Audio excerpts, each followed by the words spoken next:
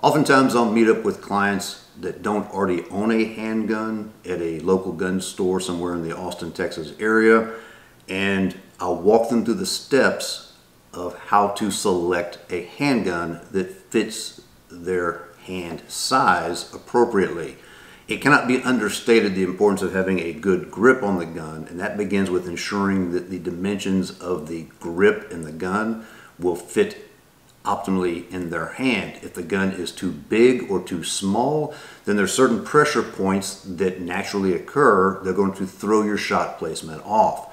Or if the gun is too big for your hands, then you're not going to be able to control it and it's going to be all over the place. Both of those lead to inconsistencies. To shoot well, we must be consistent with all the fundamentals, especially with the grip. So in this video, I'm going to break down those steps that I usually walk the student through when we're meeting at the gun store in person, so that you can understand when you're selecting a gun for yourself or a loved one, taking a friend to the gun store and helping them walk through these steps, you have kind of a structured format to go by. All right, let's get to it. So the first thing we're going to discuss is safety, of course. We're going to ensure that any guns that we are trying on for size have been appropriately cleared so that we do not have a negligent discharge. If you are helping a friend or you yourself are going to a friend's home to try different guns, if they have a collection and they've offered to help you select one that fits your hand size well, make sure that those guns are unloaded. If you're going to a gun store, it does not recuse you from ensuring that the gun is unloaded. It's rare, but it does happen. Sometimes some knucklehead introduces a live round into a gun that is in the display case, and a negligent discharge occurs in the gun store. Once that gun is in your hands, it is your responsibility for safety. So very quickly, let's walk through the steps of the clearing a handgun process. The first thing we want to do is ensure that if you have a safety on the gun, go ahead and make sure it's engaged. Now, we're going to remove the magazine and set that to the side. If there's live ammo in that magazine, then you need to take it into the next room so there's no opportunity to introduce live ammo in the mix, resulting in a negligent discharge. Once we have that magazine removed, we're going to lock the slide open, and then we're going to do what I refer to as a three-point inspection. We're going to angle the gun downward, and we're going to inspect the chamber, ensuring that there's no piece of brass, no live ammo down into the chamber. The second thing we're going to do is hold the gun horizontal, and we're going to look straight down through the open ejection port, and we should see that there is no magazine in the mag well.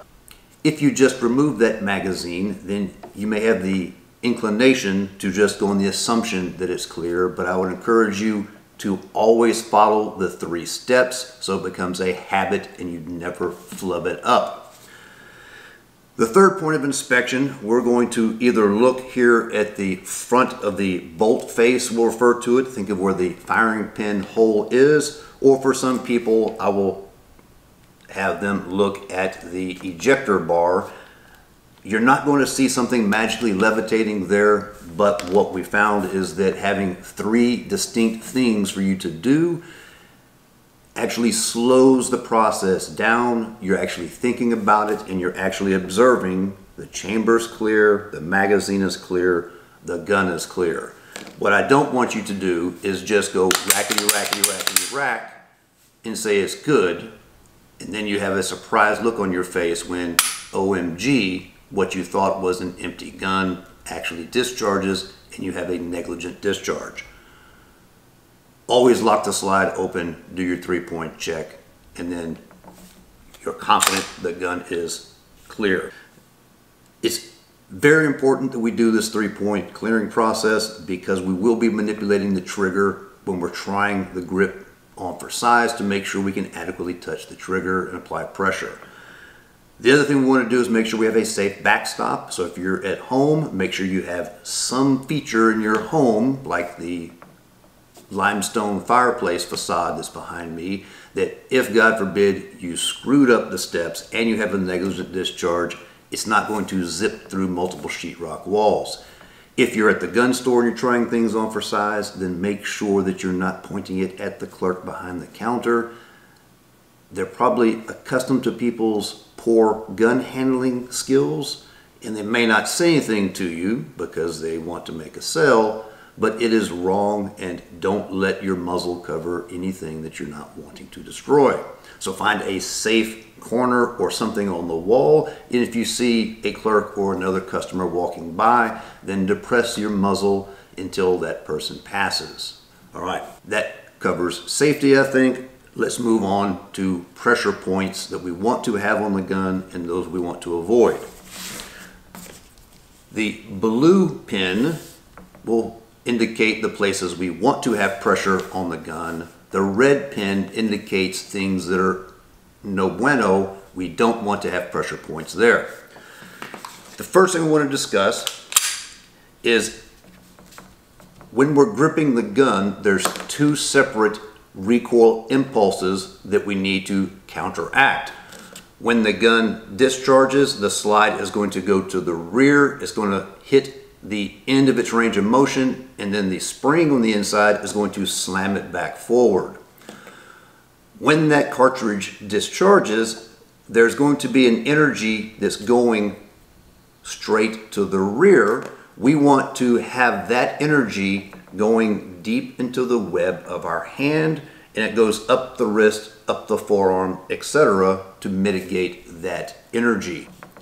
In order to do that, we want to make sure that the backstrap of the gun is high up into the web of the hand. If you see any air gap between the web of the hand and the backstrap or beaver tail of the gun of any significance, so you may be mostly sucked up deep into the web but then have a little bit of an air gap, what that's going to allow the gun to do is act as in a lever type fashion. When it recoils, you have significant muzzle flip. This can also induce malfunctions because you're not containing that energy here at the web of the hand to allow the gun to cycle as it's designed to. So we want to make sure that it is deep up into the web of the hand. So as we are grasping the gun, the first thing to set us up for success is we want to make sure that the gun is deep into the web of the hand. We want to make sure it is centered there. We do not want to have that recoil energy going against the knuckle that is at the base of our thumb. If that recoil energy is going to the base of that thumb knuckle, then in effect, two things will occur. One, you're going to get a sore thumb knuckle over your shooting session, which means you're not going to want to practice with that gun. Two, every time the gun recoils against that thumb knuckle, it's going to cause your grip to open up and become loosey-goosey, and loosey-goosey is what we refer to as no bueno. We want to avoid loosey-goosey, inconsistent grips.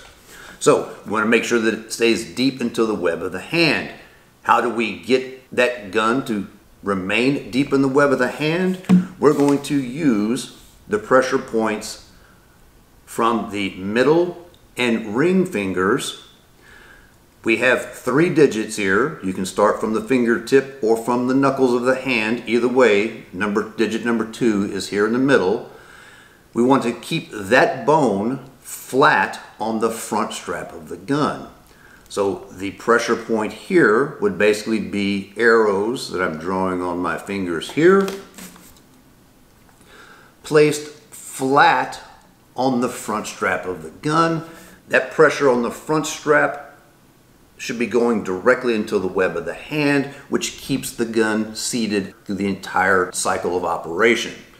Now notice that at this point, I do not have my pinky finger on the gun. We're not drinking British tea, so I'm not going to just leave the pinky out there flagged out, but I'm not going to apply any pressure on the gun with the pinky finger. If we squeeze with the pinky finger, then we're going to, in effect, cause the muzzle of the gun to go low and left for a right-handed shooter or low and right for a left-handed shooter. We're not going to squeeze with the pinky finger, it just rests there. Some people in the beginning stages will flag that pinky finger out. If that works for you, that's okay, but in the end, ideally, it's going to just be resting there. What we do not want is to apply any pressure with these fingertips of the middle and ring finger. And this is one of the reasons why it's important to have the middle and ring fingers flat on the front strap of the gun, because that tends to limit how much fingertips wrap around into the side panel. 2 points here to consider. We need to have as much of that side panel of the grip available when we put our support hand on there. We want to have as much meat or skin in the game as possible. By having the fingertips not protruding too far over onto the side panel, it allows us to have a good two-handed grip. The other thing is, if we have too much finger over here onto the side panel, then invariably we will take and torque the gun inwards or inboard. So for a right-handed shooter, you might be grouping very well, but your shots tend to be going to the inside or the 9 o'clock. That would be a function of an improper grip by having pressure here. So remember, for that gun to fit nicely, we're going to put it deep into the web of the hand. We're going to use the middle and ring finger, flat bones on the front strap of the gun, and then the pinky finger is just going to relax. Next thing we want to check is, will our trigger finger reach the trigger appropriately? Ideally, we want to have about the middle third or so, somewhere in that zone is where we want that finger to rest on the trigger. We want that direction of force when we apply pressure to the trigger to be going straight in line with the gun, into the web of the hand, up the wrist, etc. So we're not putting any wonky lateral force on the gun. If you put too much finger in the trigger or not enough, then we're going to have a weird lateral impulse, so that's not good.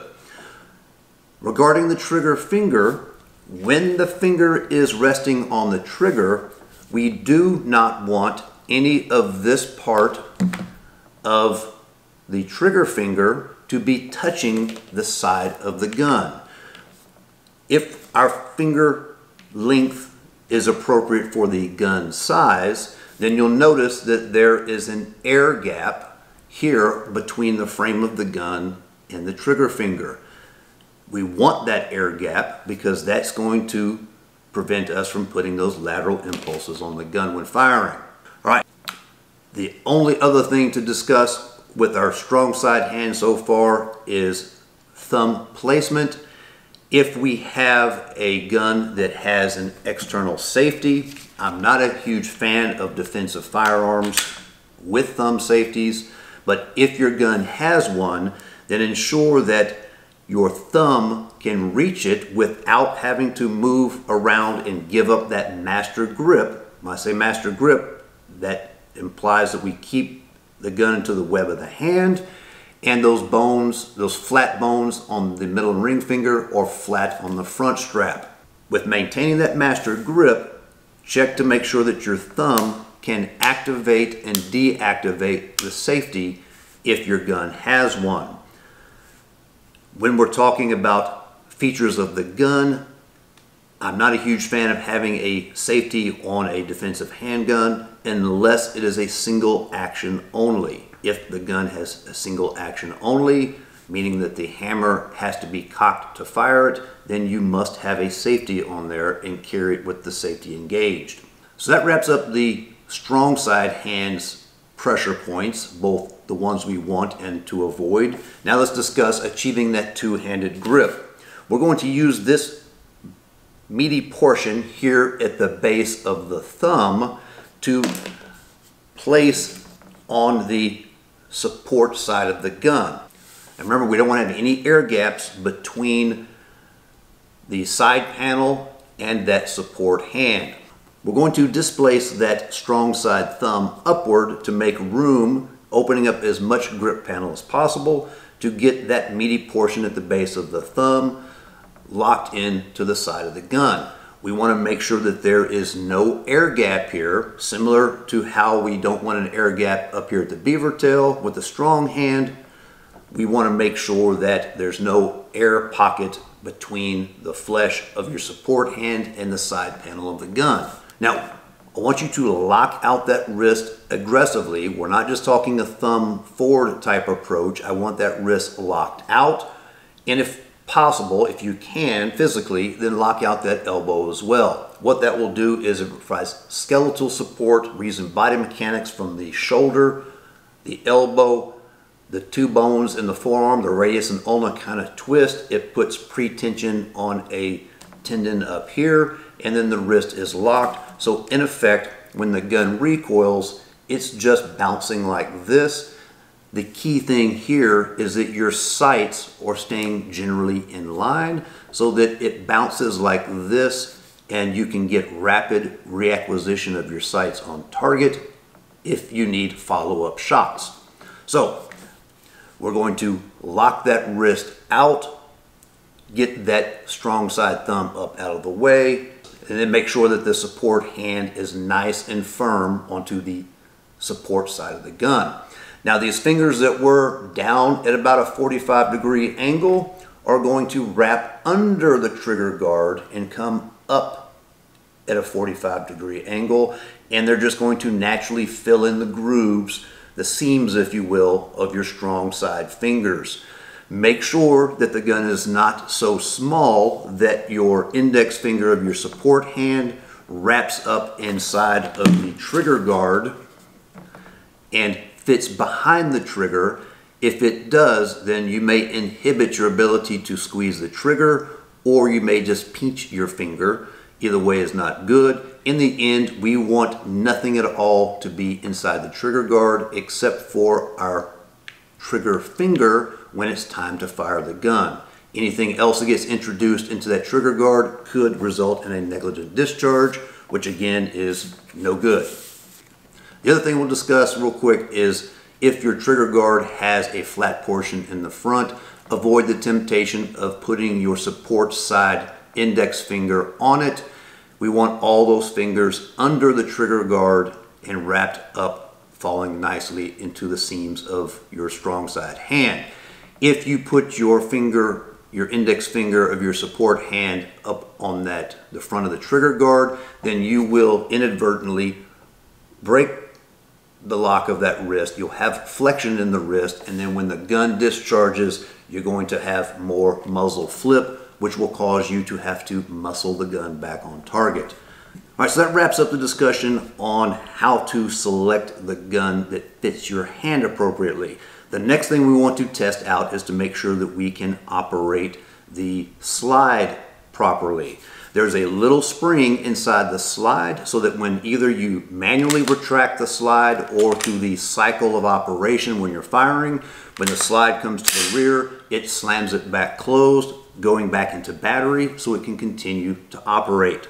We want to make sure that your upper body strength or your hand strength is adequate to function that slide as it's intended to.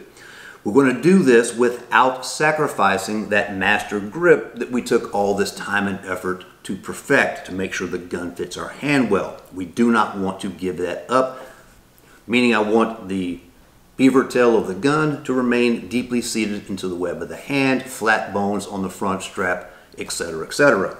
When we grasp the slide for the slingshot technique, you're going to use your support side hand and put your support thumb on the same side of the slide that your trigger finger is. So in other words, for a right-handed shooter, you're going to turn your hand as such, and we're going to grasp the slide like this. For a right-handed shooter, your left thumb will be on the right side of the slide, grasping those serrations, and you'll notice that the other knuckles are just curled up on the left side of the slide. Attempting to keep your strong side elbow locked out, we're going to grasp that slide, we're going to pull back until it stops, and then pull a little bit further so it slides through your fingers and it slams closed.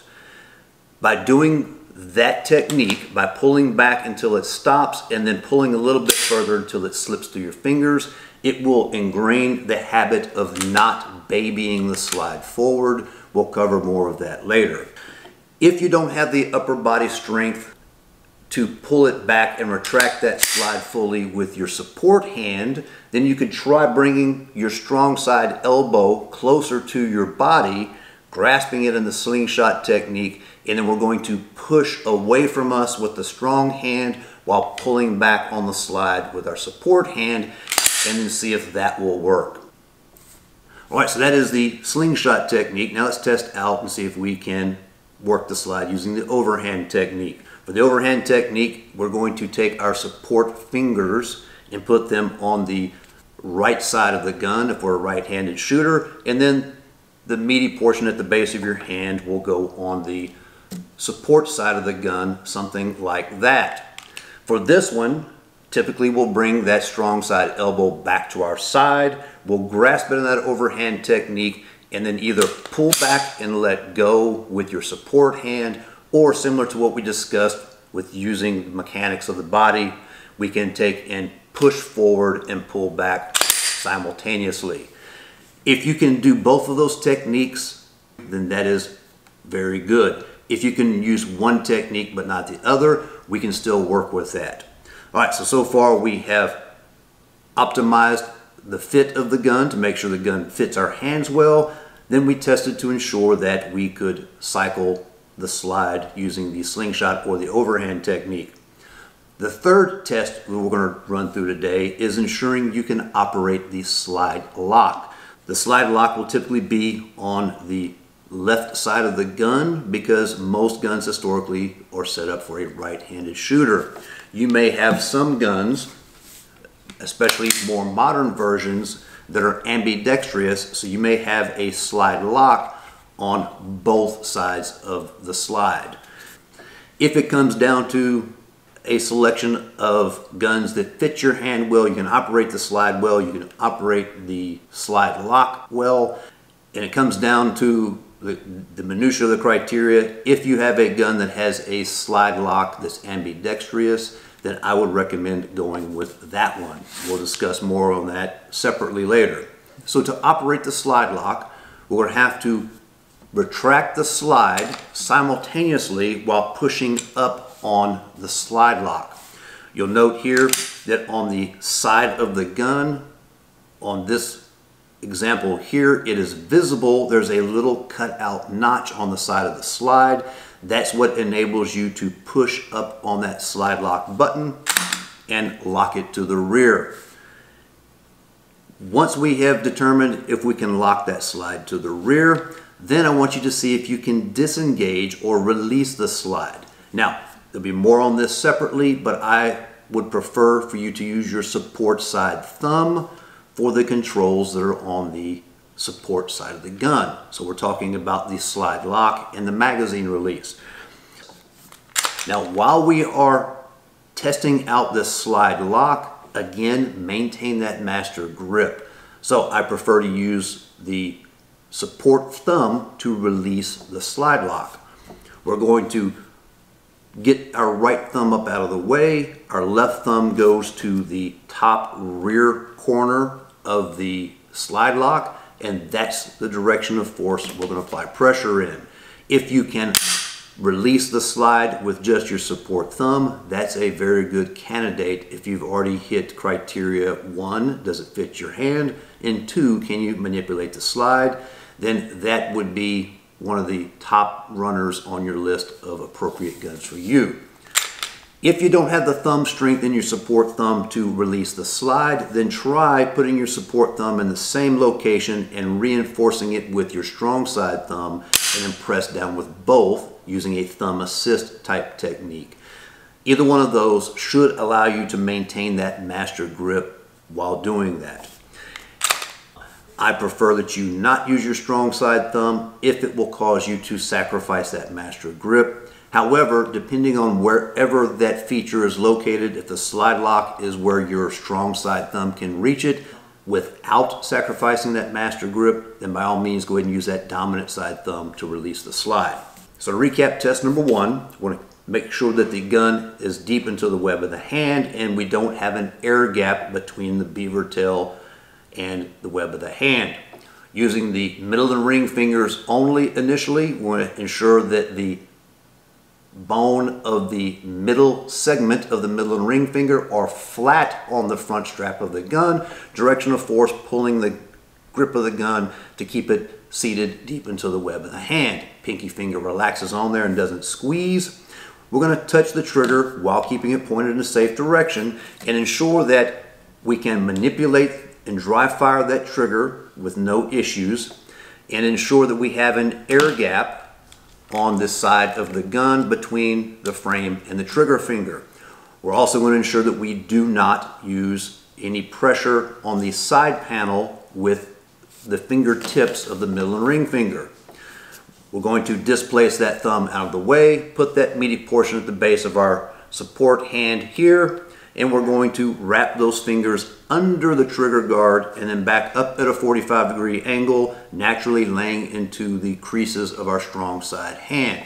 Once we are sure that we have adequate grip on the gun and then it fits our hand size appropriately, move on to test number 2, using either the slingshot and or the overhand technique. Can you function the slide? If you answer yes to 1 and 2, we're going to see, can you lock the slide to the rear and can you release the slide, preferably using your support side thumb. But the fundamental criteria is, can you manipulate the slide lock while still maintaining your master grip? So that wraps up in a nutshell the 3 fitment tests that I want you to do with the pistol to make sure it fits your hand well, to make sure you can manipulate the slide appropriately, and that you can manipulate the slide lock and release the slide lock. Of those 3 tests, only the grip and manipulating the slide are absolute criteria. If you cannot manipulate the slide lock, either lock it, open, or release it, that is not a failure type criteria. We can still work with that. There's techniques to enable you to lock the slide open or release the slide without having to use your thumbs or the slide lock. All right, that wraps all that up. If you got any questions, throw them in below. If you found this to be helpful, make sure you hit that like and subscribe. If you know somebody else who may benefit from this, make sure you hit that share. You can copy that into a text, email, or share it via your social media platform of choice. This has been Mike from Cold Bore Tactical. Until next time, God bless and stay safe.